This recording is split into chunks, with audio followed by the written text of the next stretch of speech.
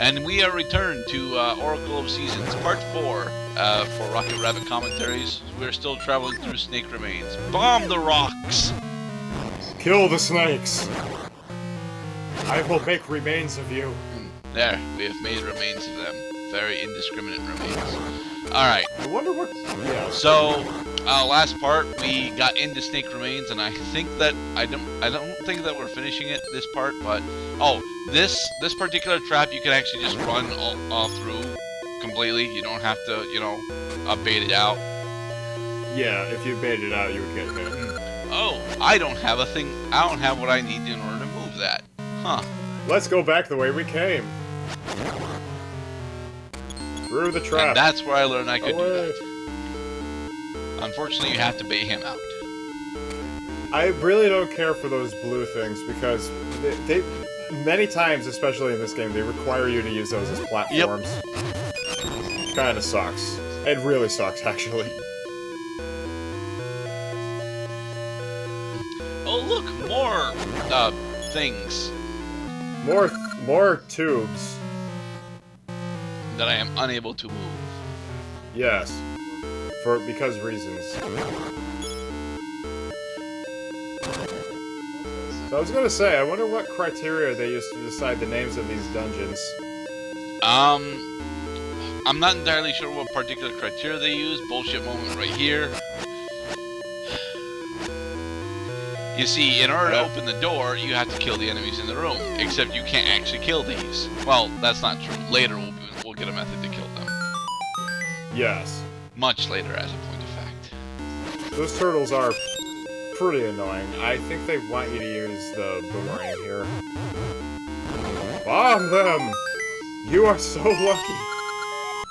There, now that we have the power bracelet, we can attempt to finish the rest of the dungeon. I think we still need one more small key, though. Look, the power bracelet doesn't have a level quality, so this is the only form of the power bracelet you have to worry about. You say that, but then an item later that we get also doesn't have a level quality, and then we upgrade it. I can lift pots now. Yes. Meaning that I have an infinite source of, meaning I have a pseudo-infinite source of monies. For some reason, when I was playing this for, on the run that I thought we were going to use, I had a little awkward time using the controls for the power bracelet. I do too. It gets stuck on walls of all things so often. Yeah. What I found particularly annoying is that you have to push back on the control pad in order to actually lift. Yeah. Honestly, I'm not that perturbed about that particular thing, but the fact that I can get stuck on walls of all things with the power bracelet, that annoys the hell out of me. Yeah, I see what you mean. Because I know that I can't lift those walls, and yet here I am attempting to lift those walls.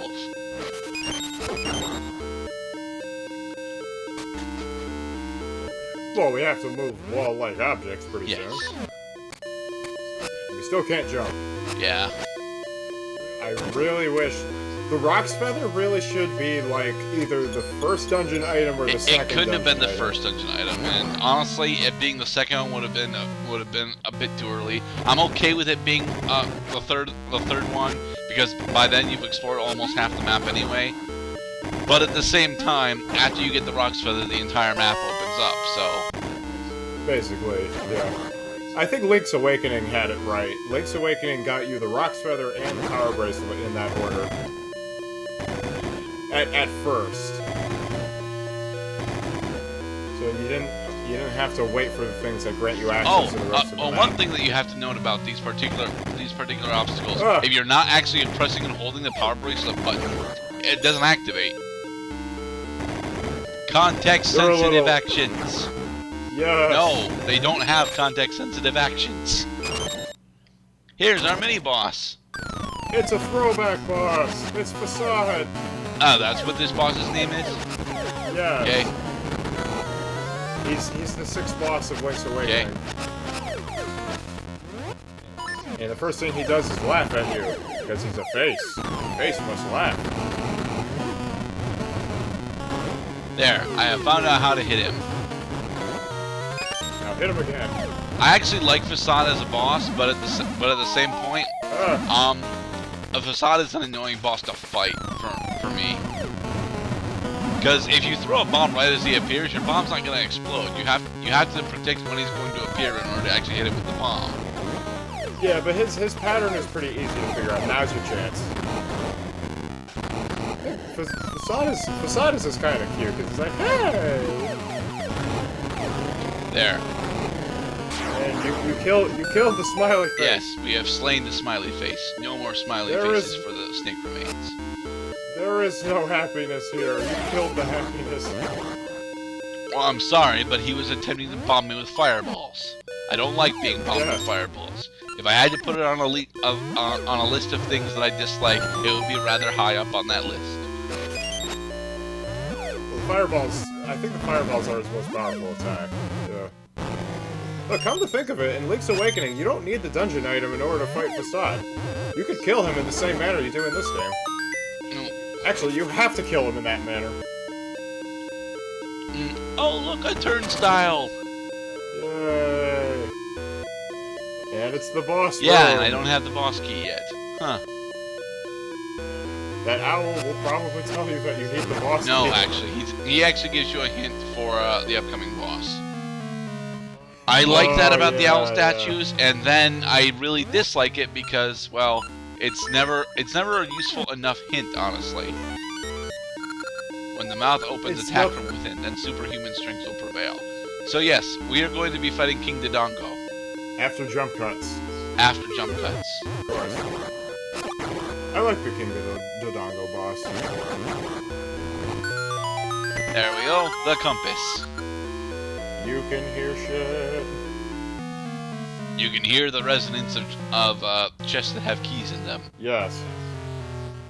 Lovely jingle jangle of items that can be collected. You have ignored that arrow that is clearly pointing to the left. Yes. Mostly because I'm like, well, there isn't a bomb marker there, so maybe I don't need the bomb here, but no, you do. Yay! Ooh! It's a shitload of money! Yes! Pick up all the things! Beautiful things! Ah, good. Ow, ow, ow, ow, ow, ow, ow. Yes, very, very high-pitched. I love that this game does that, because it's one of those things where it's like, if you miss it and then you realize your mistake, that is a facepalm prompt if I've ever seen one. I jump cut back over this way because I spent a couple of minutes, going the wrong way through the dungeon. Yeah, even with the jump cuts, it's easy for me to tell exactly how you got here because I've actually played this game, but we have also seen the sequence of events that led you to this room earlier in the part anyway, so it works. I hate bats. They're fuzzy and they fly everywhere. And I think one actually, swooped down at my work. Not in my work, but at my work. Okay. To be honest, bats are really cool creatures. They are. Oh, look, I need a small key. Now let's jump cut to where we get the key. But first, more pushing. I like these blue things. I don't know. They're pretty much like the giant coffins for in Ages. Oh yeah, this is a bullshit moment that I wanted to point out too, because you actually have to leave the dungeon in order to progress through it. Yes. What is this? An alternate pathway? Yes. Demon is angry. I am very angry about this, because honestly, you never had to do that in Ages. Oh god damn it, this puzzle. I fucking hated this puzzle. Don't worry, I only failed this puzzle once. Cool. So we can at least establish why this puzzle is annoying, because it's not apparent exactly what is going on here at first. And I really wish they could just fucking prompt you and say, I'm not even gonna say it. I'm gonna maintain the mystery for anybody who hasn't seen this.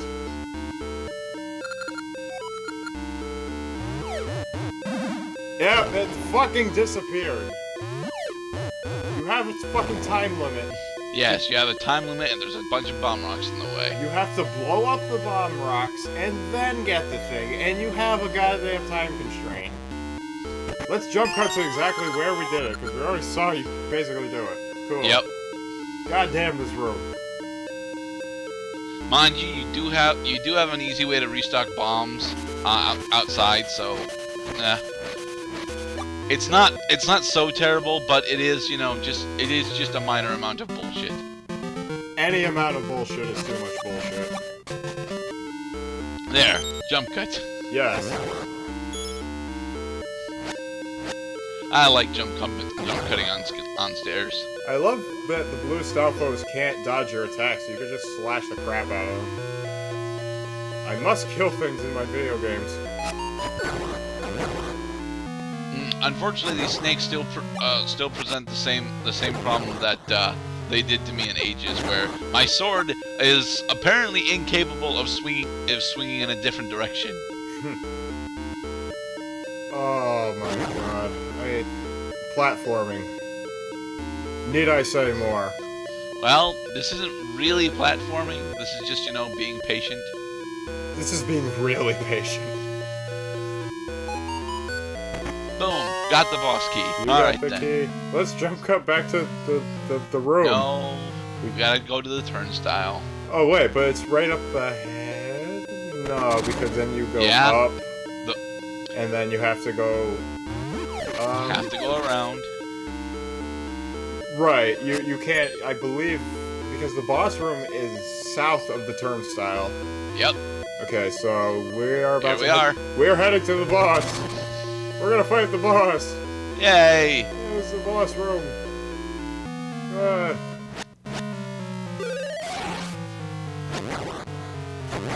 There's one thing that players should never dread. It's fighting the dungeon boss. There we go. Alright. And now, we battle with King Dodongo. Let's go kill it now.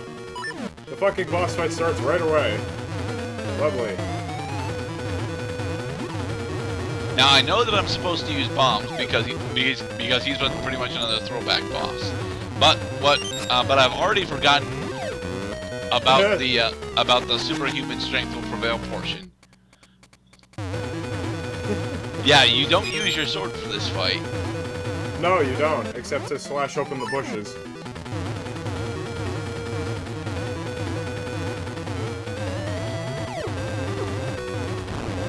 Yes, he has a charging attack, but honestly, that's the only thing that you really have to worry about. I love his facial expression. It was like, oh, I'm so fat. Why did I eat this? Charge!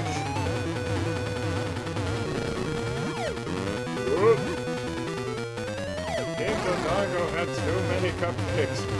Yes. That's almost as many as 40 cakes.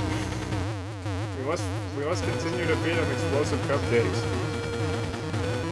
Also pretty sure that when he's facing north, you can't activate the prompt where you can actually throw a bomb in his mouth. You have to see his mouth. I don't know, I think you might be able to do it. The only indication that you can actually throw the bomb in his mouth. Got it. Okay, so he does actually do it. That's my mistake. Because I very rarely see that animation. There we go. We have bested King Dodongo. And so we can collect our next essence of nature. I mean plot MacGuffin. An hourglass. The gift of time. An essence of nature. Seeds sprout as seasons change with the gift of time. So, does this power up our Rod of Seasons anymore? No! Is this MacGuffin the consummation of our Oracle of Ages playthrough? No! And now we have the Maku Tree telling us that he has received a part of the gift of time, and wants us to go to Spool Swamp. and then he goes back to sleep. Because his alcoholism demands it. In the next part, we're heading west.